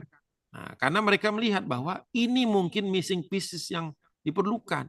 Karena setelah Sherta Osdelosti, kemudian Alia 1, 2, 3, kemudian kerjasama sama Baron de Rothschild, itu semuanya itu belum efektif untuk memindahkan orang Yahudi dari Eropa secara maksimal ke Palestina. Walaupun sudah berhasil, tapi belum masif. Bagaimana supaya Yahudi itu masif lari ke Palestina? Mereka butuh perang besar. Perang dunia ke-1 masih belum cukup. Nah, dibuatlah kira-kira perang dunia kedua. Makanya Hitler hilang dari daftar pembahasan gitu. Karena apa? Memang dibutuhkan orang yang sangat benci. Ibaratnya gini, to create a hero, you need a villain, gitu kira-kira. Untuk dapat seorang seorang pahlawan, Anda butuh seorang seorang yang bengis, yang buruk, evil gitu. Jadi kalau mau create orang yang bersalah, orang yang tertindas kan perlu penindas gitu kan. Untuk meng-create orang yang teraniaya butuh penganiaya. Gitu. What better result gitu dengan naiknya Hitler? Ya gitu. Jadi makanya teori-teori tentang teori-teori istilahnya konspirasi itu suka mudah menggabungkan. Kalau saya tidak percaya menggabungkan itu, tapi memang dibiarkan. Nah, dibiarkan, bukan diatur ya Hitler, tapi dibiarkan. Karena ini memang bola liar. Kan kita kalau mau kacau kan biarin aja bola liar ya supaya bersih kita kan. Tuh kalau kita yang ngatur kelihatan nanti linknya, maka dibiarkan bola ini liar. Nah, bola ini liar memang sesuai dengan targetnya menimbulkan perang dunia kedua dan eksesnya itu adalah kemudian akhirnya banyak orang Yahudi yang mencoba melarikan diri dari Eropa yang tadinya nggak kepikiran mereka untuk pergi secara berbondong-bondong. Gitu. Maka di tahun 45, 46 itu kan banyak yang eksodus, banyak yang lari. Nah itu tinggal Yahudi internasional ini menyediakan kapal saja. Ya, mereka menyediakan kapal di Spanyol. Spanyol kan netral perang dunia kedua. Disiapkan juga di Turki, karena Turki netral perang dunia kedua. Lihat aja negara-negara netral di perang dunia kedua, termasuk Swiss. Swiss itu netral perang dunia 1, perang dunia kedua. Itu tempat suaka Yahudi. Jadi Yahudi sengaja nunggu nih. Itu sampai sini kapalin, cuma sini geserin, jalanin, dijalankan.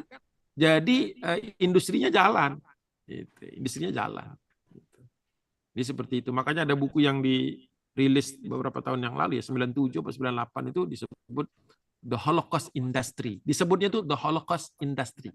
Ada industrinya itu. Nah, salah satu untuk menanamkan rasa bersalah ini, setiap Natal, setiap Desember itu selalu muncul buku baru tentang Holocaust. Coba aja lihat. Dulu saya waktu di Amerika itu, kalau misalnya Desember itu saya senang ke Barnes and Noble gitu ya. Nyari diskon-diskon, kan gila-gilaan diskonnya 90%, 80%. Tapi selalu ada buku baru tentang Holocaust. Entah itu Survivor lah, True Story lah, selalu ada. Jadi Amerika, Eropa Barat itu selalu diingatkan bahwa setiap Christmas itu selalu diingatkan. Karena orang lagi banyak-banyaknya belanja kalau Christmas kan. Itu diingatkan terus tentang, hei kalian bersalah loh, dulu membiarkan kami dibunuh. Jadi industri tersendiri itu. Setiap Desember coba aja buku-buku ada aja buku baru tentang Holocaust, itu selalu ada. Kalau sekarang mungkin tentang Gaza, tentang apa gitu. Wallahu a'lam. Baik, terima kasih Ustaz. Baik, kemudian pertanyaan, ya ini pertanyaan yang terakhir. Yang ini sudah, ini hanya lanjutan nih. Yang ini bisa di, ya. Oke, baik. Ini pertanyaan berikutnya. Kalau sekarang, apa hal terbaik yang bisa kita lakukan untuk Al-Aqsa? Ya, kita bukan saya mungkin mewakili inilah. Ini semua yang melihatnya gitu, atau semua orang Islam lah ya, umat Muslim ngerasa sedih gitu melihat penderitaan pejuang dan warga Palestina. Gitu. Ya. Bagaimana Ustaz? Ya mungkin Ya sedikit aja sebenarnya sedikit apa tambahan aja Ustaz. Kalau di Singapura itu sekarang itu kami itu setiap Jumat itu eh, masjid-masjid di Singapura itu suka apa dia eh, kunut ya. Jadi mereka kunut pada Nazilah saat ya. sholat Jumat ya, kunut nazilah pada saat sholat Jumat, kemudian juga dilanjutkan dengan sholat hajat. Itu yang dilakukan di masjid-masjid Singapura Ya, sampai sampai saat ini. ya, bagus bagus.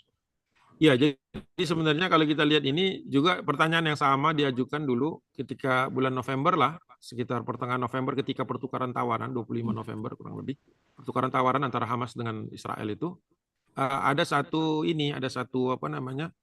Satu press conference yang rilis lah, press release dari juru bicaranya Abu Ubaidah ya kan? Abu Ubaidah itu memberikan tiga. Jadi mereka kerap ditanya apa yang bisa dilakukan, apa yang bisa kami lakukan saat ini. Kata beliau itu 3 yang bisa kalian lakukan di luar Palestina. 1, berdoa. Itu yang paling penting tuh, berdoa kata beliau. Dia urutkan di poin pertama itu berdoa. Berdoa. Jadi berdoa itu karena kami Anda tidak merasakan. Kurang merasakan. Tapi kami merasakannya. Merasakannya kenapa?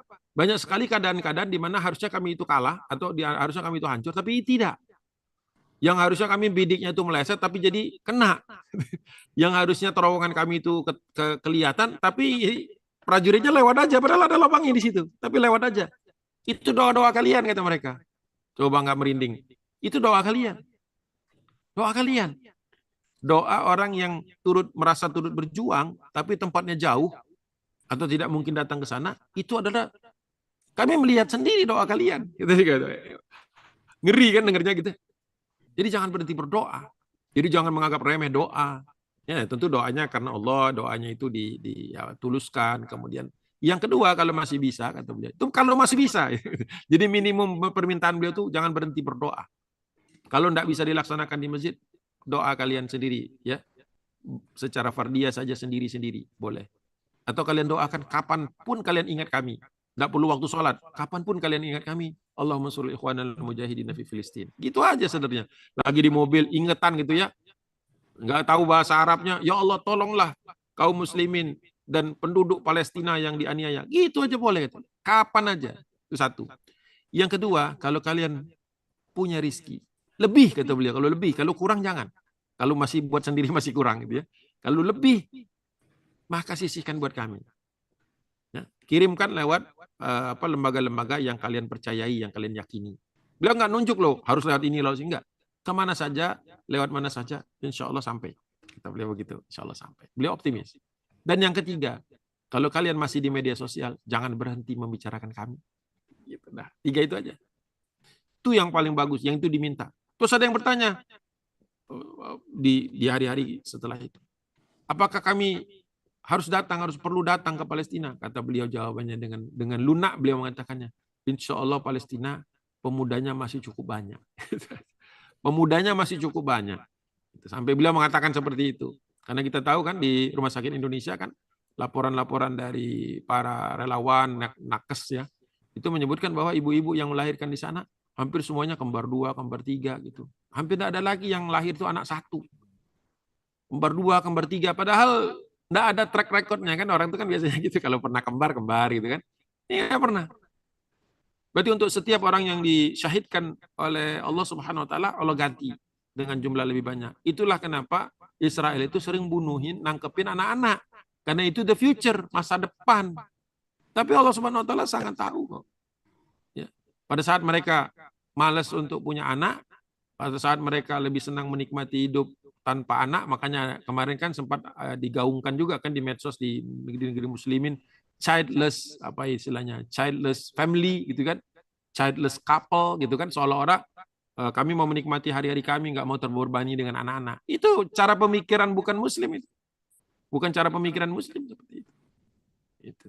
Kalau muslim itu senang dengan keturunan. Dan Allah jamin semua keturunan itu. Dan inilah masa depan kita.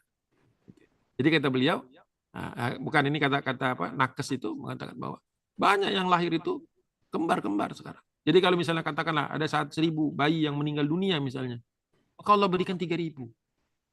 Masya Allah suasananya. Dan mereka lahir dalam keadaan terbatas. hidup dalam keadaan terbatas. Mungkin itulah pendidikan yang paling sempurna, paling baik ya, ketika kita itu dididik dalam keprihatinan. Malah kalau kita dididik dalam keadaan serba cukup, kadang-kadang suka muncul malesnya, muncul apa istilahnya daya juangnya turun gitu. Jadi itu 3 ya. Saya ulang lagi. 1, doa. Mereka merasakan loh. Mereka bilang, mereka bersaksi, mereka menyaksikan doa-doa kalian. Itu. Yang kedua, bantu dengan dana, atau kalau dengan cara-cara yang lain, tergantunglah profesi kita masing-masing. Ada yang relawan lah, yang datang ke sana lah, macam-macam lah. Ya, yang ketiga, jangan berhenti menggaungkannya di medsos. Nah, tapi hati-hati dengan cara yang baik. Jangan sampai kita kemudian kehilangan akun hanya dengan posting-posting yang sesuatu yang tidak bisa dipertanggungjawabkan. Jadi tetap argumentatif, tetap menggunakan reasoning yang kuat, tetap melakukan cek sumber-sumber kita. Jangan juga membela Palestina dengan berita-berita, film-film, video-video hoax. Nggak boleh. Nah, gitu. Itu mungkin, wallahu alam, mungkin menjawab sedikit banyak dari pertanyaan tadi. Baik, Ustaz. Saya jadi teringat gitu ya.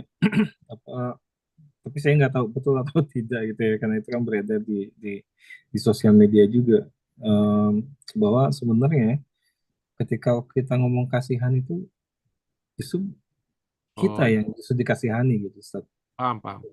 Ya, bukan mereka gitu. Tapi saya nggak tahu apakah memang itu betul berasal dari pemimpin ini ya, Hamasnya, dari Abu Saya Ubaidah atau bukan? tampilkan slide-nya. Ada ayatnya, boleh? Boleh, Ustaz. Kalau ada. Ada di apa namanya slide ujung. Sebentar.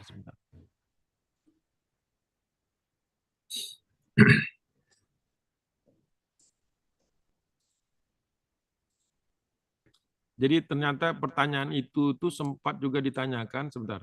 Dan jawabannya ini. Agak di bawah ini. Ini kan slide-nya ada 171 sebentar. Masya Allah. Bentar dulu. Di bagian-bagian yang lebih kekinian itu ada jawabannya sebentar. Bawa dikit.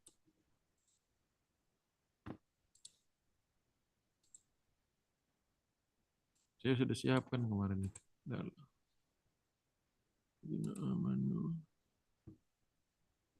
Kemana negara-negara Arab gitu kalau nggak salah. Judulnya itu sebentar. Jawabannya menarik sekali. Tipu daya lawan. Ini dia. Nah ini dia. Pertanyaannya itu aina dual al-arabiyah mimma yahdus. Kemana negara-negara Arab itu ketika peristiwa ini terjadi? Nah, ini secara tidak langsung sebenarnya menjawab juga di mana posisi kita, gitu kan? Kita lagi ngapain terhadap masalah-masalah ini? Nah, gitu. Nah, makanya Allah SWT, ini jawabannya dari juru bicara nih ya, bukan saya yang cari-cari ayatnya. Dijawab oleh juru bicara Kataib Al-Qassam, katakan mengutip surah At-Taubah 46 sampai 47 saja. A'udzubillahi minasyaitonirrajim. Walau aradul khuruja la'addu lahu 'uddatan. Seandainya orang-orang itu yang kita sayangkan gak berangkat dan sebagainya itu, seandainya mereka mau berangkat sejak awal, walau aradul khuruj, pastilah la'addu lahu 'uddatan. Pastilah mereka sudah mempersiapkannya. Jadi kenapa orang itu nggak bantu, kenapa orang itu nggak doa, kenapa orang itu tidak fight di medsos? Seandainya memang mereka mau, pasti mereka sudah lakukan. Jangan ditanya kenapa tidak.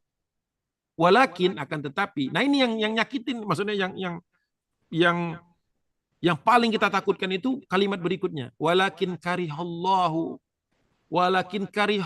akan tetapi Allah tidak suka. Jadi hati-hati ketika kita tidak membantu, ketika kita enggan berdoa, ketika kita enggan memberikan perhatian, itu bukan kitanya nggak mau, tetapi Allah merasa tidak butuh dengan bantuan kita. Hati-hati itu bahasanya. Walakin karihallahum bi'athahum, akan tetapi Allah tidak suka. Ini permisalannya itu, tapi Allah tidak suka dengan berangkatnya mereka. Fathabbatahum wa qila qu'udu ma'al qa'idin. Ya. Dan mereka itu Allah tidak menyukai keberangkatan mereka dan Allah melemahkan keinginan mereka. Jadi kalau kita itu kok berat sekali ya untuk doa, kok berat sekali ya untuk sedekah, atau berat sekali ya kita untuk memberikan perhatian, maka sesungguhnya kita sedang dilemahkan oleh Allah Subhanahu wa taala. Hati-hati tuh. Allah tidak ingin mendapatkan bantuan, atau Allah tidak ingin tangan-tangan yang membantu, tangan-tangan yang kotor, hati-hati yang kotor, maka bersihkanlah. Kalau tidak, waqila qu'udu ma'al qa'idin, maka nanti dikatakan kepada kalian, tinggallah kalian bersama orang yang tinggal. Nah, itulah kenapa kalau ada acara di Monas, penggalangan dukungan gitu-gitu ya, suka ada yang telat-telat atau akhirnya nggak jadi berangkat. Ya, jawabannya faqila qu'udu ma'al qa'idin. Tinggallah kamu bersama orang yang tinggal. Karena kalau memang niat berangkat, pasti sudah berangkat. Kalau niat bantu, pasti sudah bantu. Kalau niat doa, pasti sudah doa. Kalau tidak, jangan-jangan gitu loh jawabnya. Jangan-jangan, karena sesungguhnya yang di sana sebenarnya aslinya tidak butuh. Yang butuh kan kita. Kita butuh untuk dikasihani oleh Allah Subhanahu wa taala, dilembutkan nanti kita agar kita berada di dalam barisan itu. Walakin karihallahum bi'athahum fathabbatahum wa qila qu'udu ma'al qa'idin. Yang lebih mengerikan lagi, seandainya orang yang nggak niat berangkat, seandainya orang nggak peduli ini, jadi berangkat, tapi berangkatnya terpaksa atau ada agenda lain, lau kharaju fikum ma zadukum illa khobala. Kalau mereka itu tetap berangkat, niscaya ya, kalau seandainya mereka keluar bersamamu, lau kharaju fikum, kalau mereka berangkat bersamamu, niscaya ma zadukum illa khobala. Tidaklah keberadaan mereka itu ya menambah kekuatanmu, hanya membuatkan khobala, kekacauan. Nah, jadi gitu. Jadi kalau ada orang yang nggak berangkat, itu ya mungkin Allah nggak suka dengan keberangkatannya. Ingat ya, bukan kita yang perlu. Bukan Allah yang perlu, bukan Palestina yang perlu. Kita yang perlu agar tidak masuk di dalam ayat ini. Ya. Walau wala auda'u khilalakum yabghunakumul fitnah. Kalau mereka sampai ke barisan kalian di tengah-tengah perjuangan ini, biasanya mereka ini akan membuat barisan-barisan sendiri, akan nyelak-nyelak atau nyelip-nyelip di barisan khilalakum, ya. Kemudian yabghunakumul fitnah. Mereka akan menimbulkan fitnah saja di barisan itu. Ya. Wa fikum samma'una lahum. Banyak juga nanti di kalangan kalian yang tadinya tulus, yang tadinya murni, akhirnya dengerin mereka, terpengaruh dengan mereka. Wallahu alimun bidzalimin. Sungguh Allah itu tahu tentang orang-orang yang zalim. Ini jawaban dari juru bicara. Kata Al-Qassam ketika ditanya, kemana negara-negara Arab, kemana negara-negara Muslim, kemana orang-orang Muslim, kok nggak muncul? Jawabannya begini, kalau memang mau muncul, pasti sudah datang. Kalau terpaksa, malah bikin runyam. Bayangkan kalau di Gaza itu, ada pasukan Mesir, ada pasukan Yordan, ada pasukan Suriah, ada pasukan Lebanon. Ngatur barisnya aja susah. Jadi udahlah, cukuplah memang pejuang-pejuang itu sudah pas di sana, yang tahu lobangnya, yang tahu jalannya. Bahkan mereka itu saking santainya, kadang-kadang cuma pakai sendal jepit, pakai kaos oblong.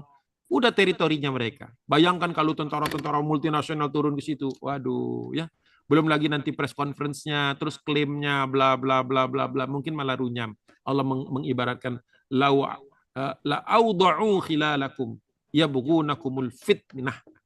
Ya udah, makanya mereka minta 3 aja kan? Minta doa, dukungan dana, dan ramein di medsos. Udah, di lapangan biar kita aja. Insya Allah bisa. Allahu a'lam.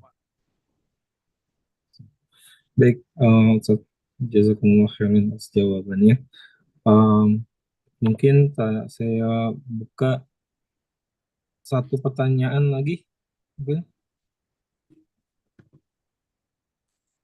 satu pertanyaan lagi. Mungkin ada yang mau bertanya langsung dengan Ustaz.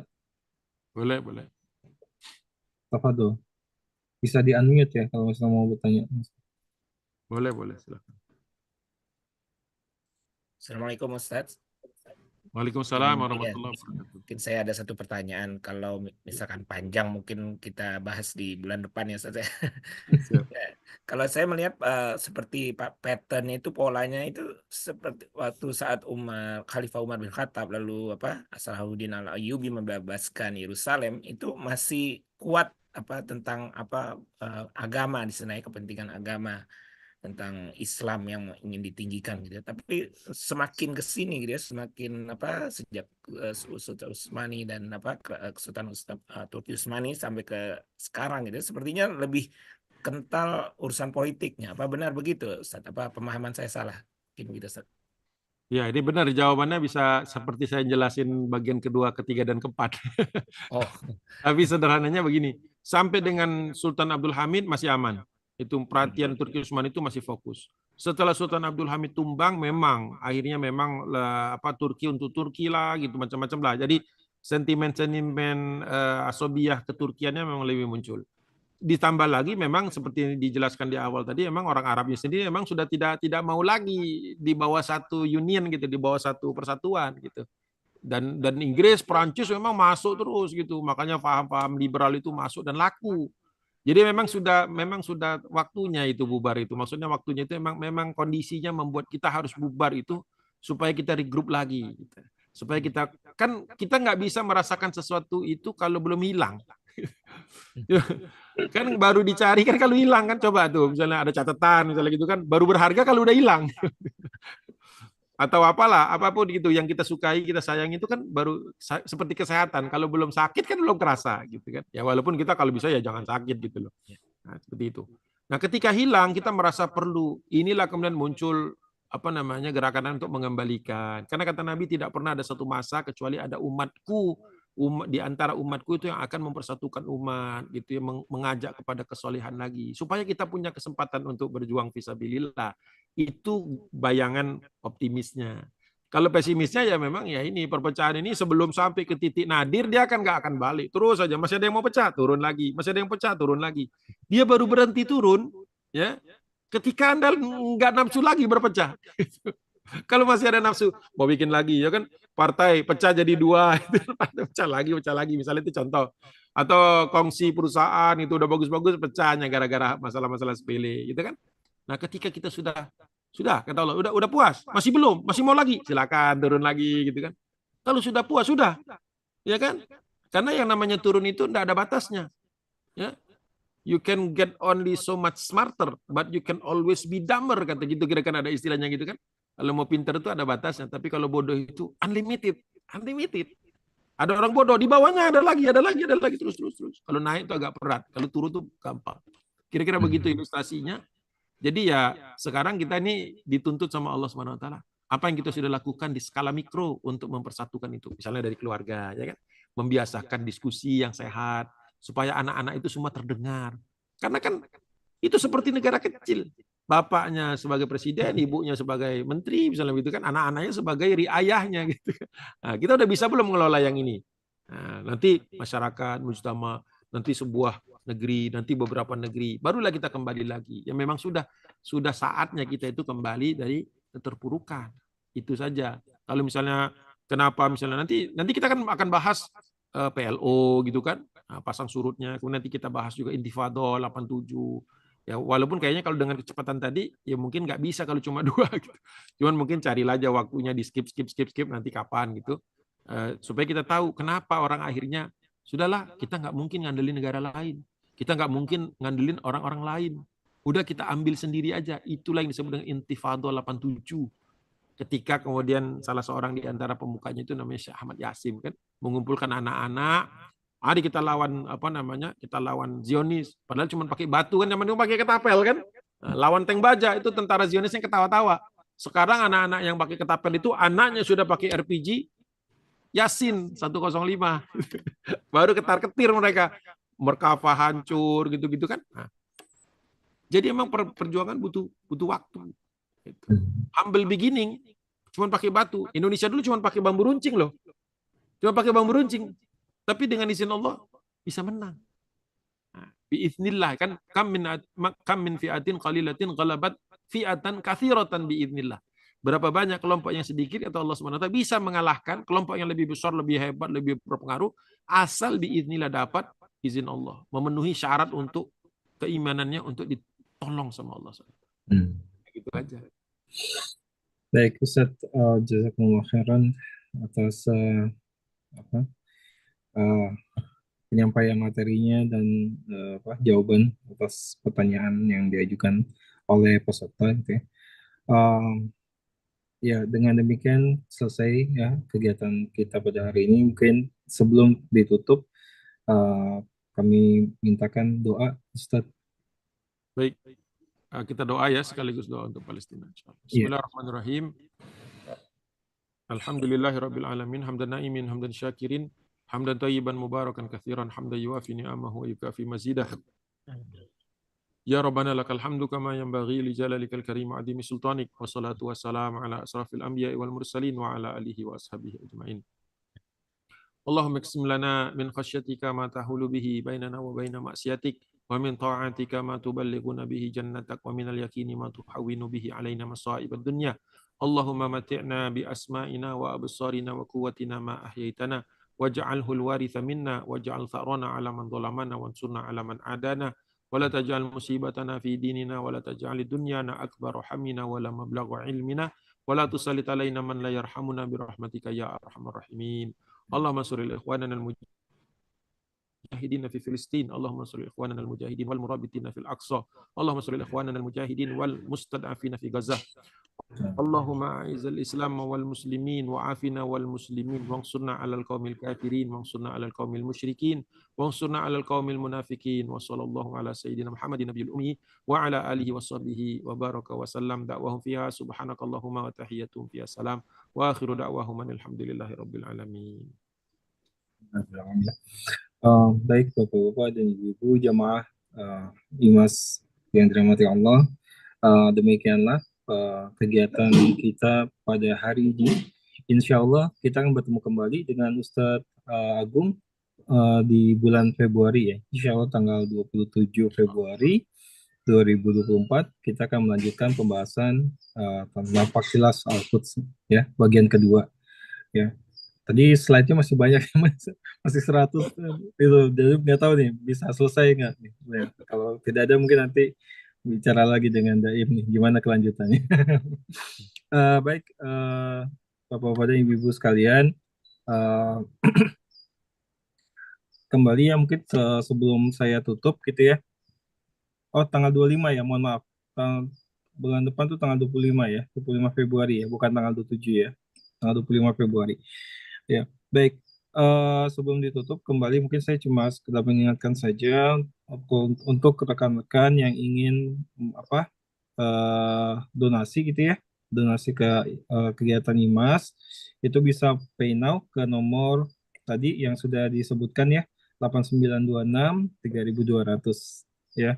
Dan ya kembali sebagai penutup kami juga ucapkan terima kasih kami kepada para sponsor kegiatan IMAS, yaitu Bank Mandiri, Indosat Singapura, Bank Indonesia, Pertamina International, dan Noah Tours and Travels.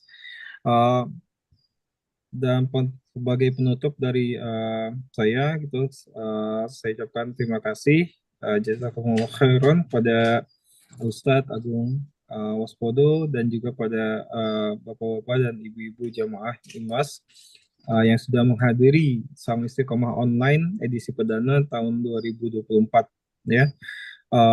Dan kami tentunya mengharapkan tetap dukungan dan support dari semuanya gitu ya, agar kegiatan ini tetap terlaksana dengan baik dan lancar di masa depan insya Allah. Sebagai penutup dari saya tentunya sebagai moderator hari ini mohon maaf atas segala kesalahan dan kekurangan, dan kepada Allah saya mohon ampun. Dan kami tutup dengan baca doa kafaratul majelis. Subhanakallahumma wa bihamdika asyhadu an la ilaha illa anta astaghfiruka wa atubu ilaik. Billahi taufiq wal hidayah. Assalamualaikum warahmatullahi wabarakatuh. Insyaallah bertemu kembali di Saung Istiqomah Online berikutnya. Terima kasih Ustadz.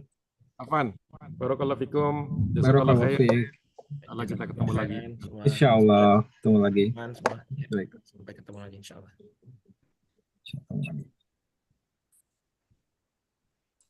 Saya izin ya. Assalamualaikum warahmatullahi wabarakatuh. Oh iya, silakan. Waalaikumsalam warahmatullahi wabarakatuh.